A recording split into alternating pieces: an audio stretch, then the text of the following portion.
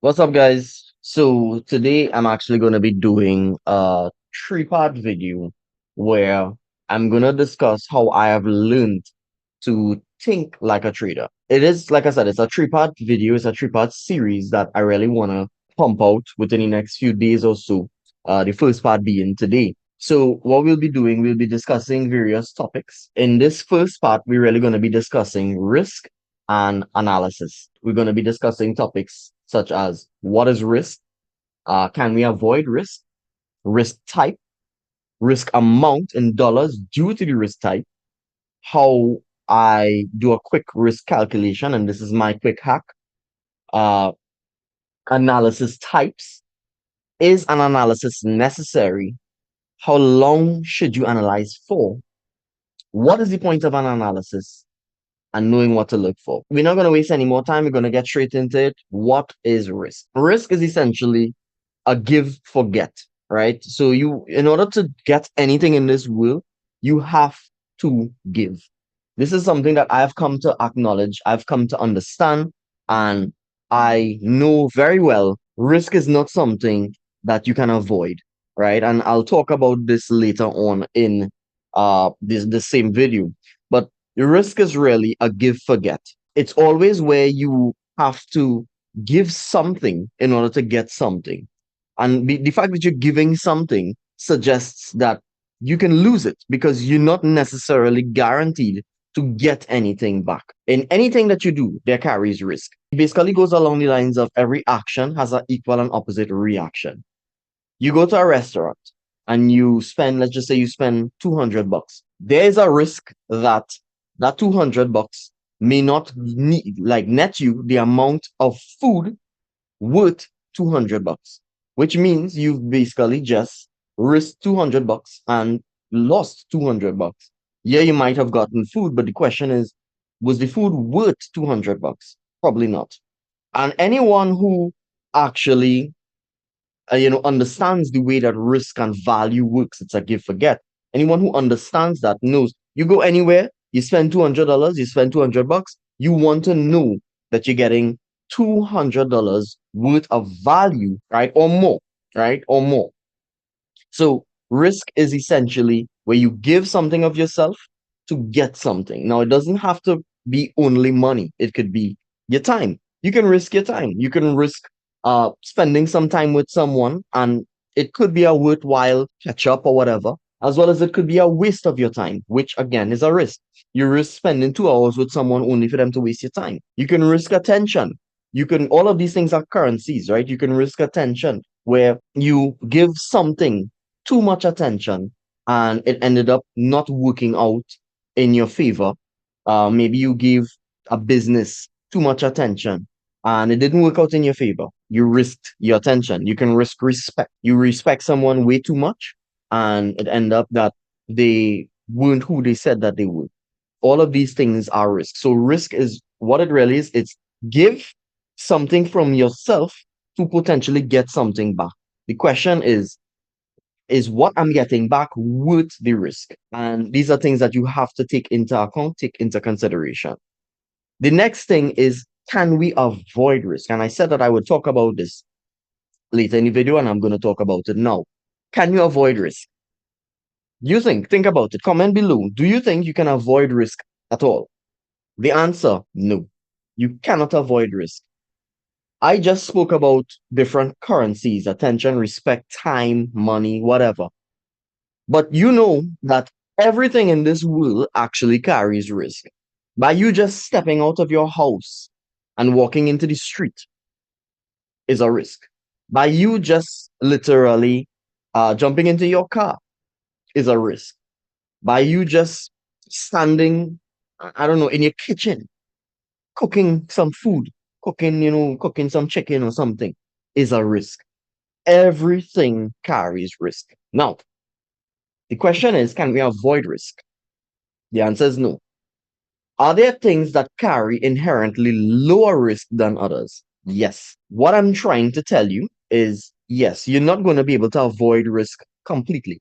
But there are a lot of things that the chances of that thing happening and it becoming a risk and a hazard So maybe your health or your well-being or whatever. The chances of a lot of these things happening are very, very low. They do happen, but they are very, very low. Again, you might be thinking that what does this have to do with trading? It's not necessarily to do with trading. It's more so to do with the act of the way that a trader thinks, right? And that's what I really want to drive home today, right? The way that a trader thinks, at least how I think. The next thing we'll talk about is risk types. I just told you different variations or spectrums of risk. I'm going to give you different risk types. Risk types, and I only know of two. You're either risk savvy or you're risk averse. Risk savvy suggests that you like risk. You are okay with doing things a little more sketch. You're okay with doing things a little more on edge. And then there's risk averse, meaning you don't like taking risk. You don't like assuming too much risk. Understanding what type of person you are in relation to your risk type is very important to understand what type of trader you can potentially be. There are websites. You can literally just go and type in risk type assessment, and you can literally find different assessments just on Google, all right, that will tell you what type of risk you feel comfortable with. Personally, I am more risk savvy. I like taking risks, right? I play with knives. I drive fast cars. Obviously, I'm a trader. There are a lot of people who are traders who are risk averse, who think that because they're risk averse, they can be traders. No. Risk averse simply means that you want to have a higher degree of control, and that's it.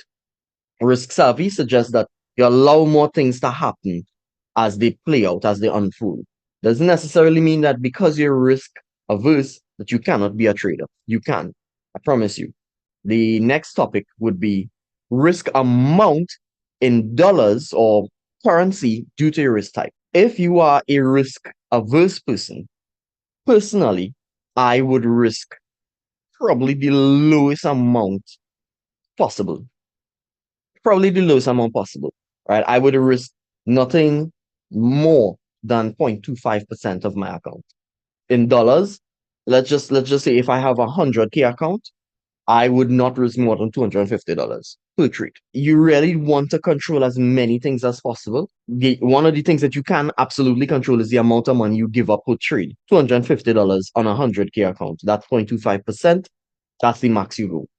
For someone who's more risk savvy, you like risk, you can carry it up to 1%. So on a 100K account, you can carry that up to $1,000 per trade.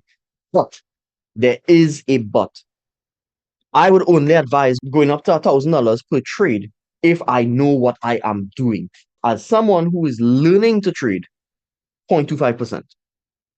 Maybe when you get a little better, 0.5%, $500 on a 100K account. Once you understand your method, you understand your approach, then and only then you should feel safe to carry it up to $1,000.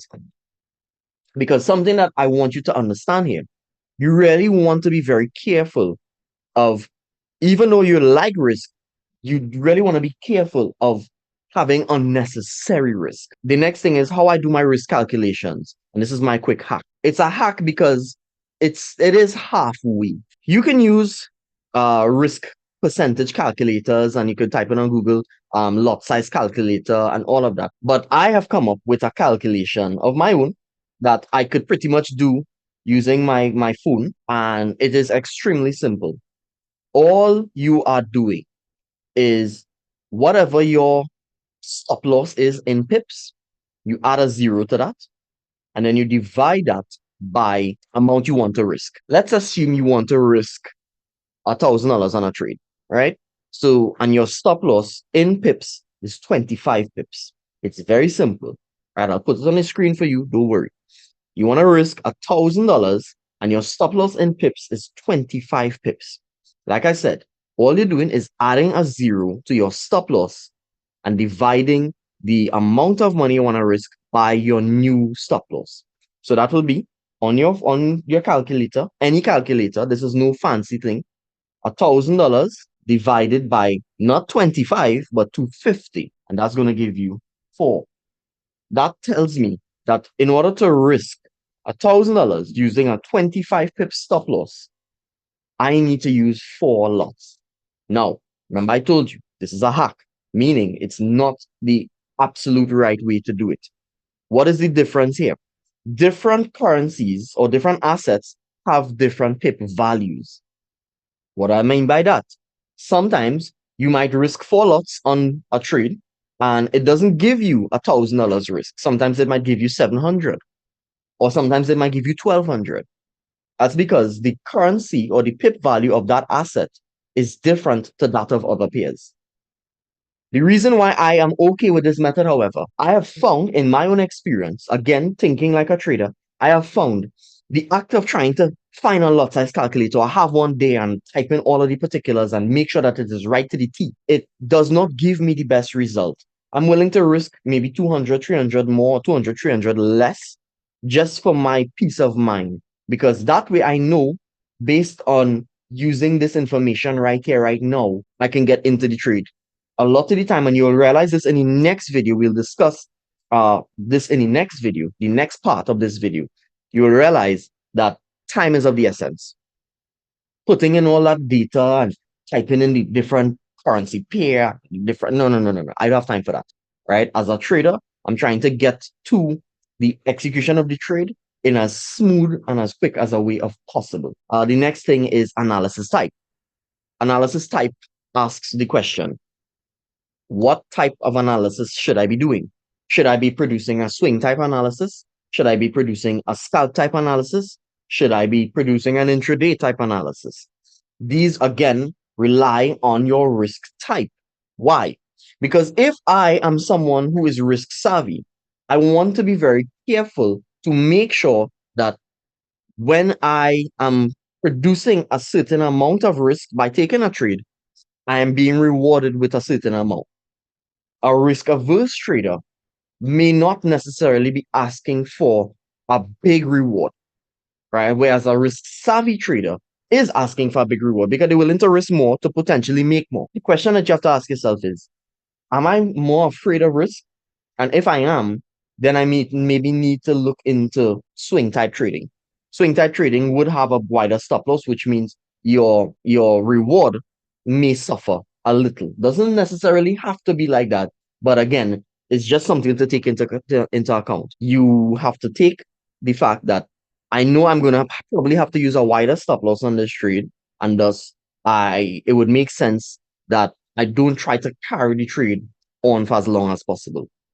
Conversely, if I am a scalp type trader and I'm more risk savvy or I'm more intraday, I may not have as wide of a stop loss, say for instance, in relation to a swing type analysis, but I probably do want the trade to go a little more. And that's something that you have to take into account as well. The next question or the next topic is an analysis necessary? Put in the comments. Do you analyze your trades? And do you feel like it's necessary? And I'll tell you, spoiler alert, the answer is absolutely. Absolutely. We are traders, not guessers. We do not guess. We do not close our eyes and randomly click and say buy and sell. No. You have to think about the act of trading as problem solving. Think of yourself as a financial engineer. We're not technically financial engineers. The correct terminology for a financial engineer is someone known as a quant. Create algorithms for bots, real bots, not the bot that you're going to sell to someone on the internet for $500. I'm talking real trading bots, millions of dollars invested in these things.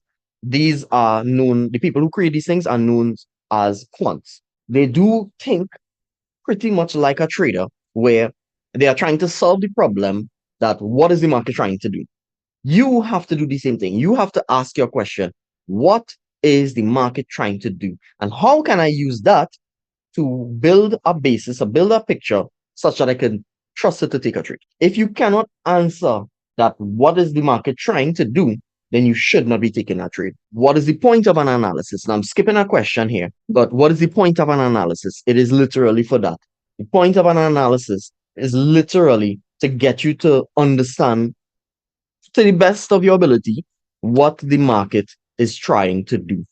If you cannot get a definitive answer to that question, you should not be taking that trade. The next question I'm going to ask, or the next topic, is how long should you analyze for? It's not, there's no right or wrong answer to this. But I'll give you a little secret. Don't focus on the amount of time you're analyzing for. You analyze until you get it. You analyze until you understand what exactly it is you're looking for, which again brings me to the last topic for today's video. The point of the analysis, really and truly, is to know what you're looking for. If I asked you to go in my car, right? One of my vehicles. I own an Evo. I have a Mitsubishi Evolution. And I told you to go in my car and find the boost control solenoid. Could you find it? Probably not. Because you don't know what it looks like. Now, if you do, congratulations. You probably would be able to know where to find it. But the problem is most people would not know what they're looking for, and thus they'll look for days, weeks, months and never find it. And the same thing happens in a chart. You don't know what kind of style of trader you are. You don't know what kind of style analysis you're doing. You don't know what kind of risk you're trying to use. You don't know what kind of move you're looking for in the market. So how will you ever find what you don't know what you're looking for? And that is why I'm saying that this video is so important for us to understand as traders, because we need to take inventory of these thoughts as traders. We need to take inventory of the way that we function and the way that we think. Executing a trade using a pattern or using a strategy, these things, without these things, makes it that much harder for you to see an even glimpse of success, because you're omitting very important steps. If you like this video, and I provided some level of value to you in this video, it's more of a longer one. It's like 20 minutes long. My apologies for that. If you like this style of video and you like this style of explanation, subscribe, like the video, comment anything, any questions you have, any insights you've had, or any contradicting ideas. There's no one way or one size fits all for this type of thing. In other words, what I'm saying is I could be 100% wrong about all of this, but this is the way that I think. If you have a converse idea, you have a contradicting idea, comment it below. Let's have a conversation. All right. I have no problem in admitting to something that I'm wrong if you can actually get me to understand that I am. I will be posting the second video. I'm going to attempt to do so tomorrow if I can get this edited today. I have a little time today. I'm going to try to edit it today. Definitely subscribe, like, stay tuned for part 2. And I will see you guys in the next one. If you have any questions, you can reach out to me directly via any of my handles. All of those will be in the description below. And I will see you guys in the next one. Have a good one, guys. Peace out.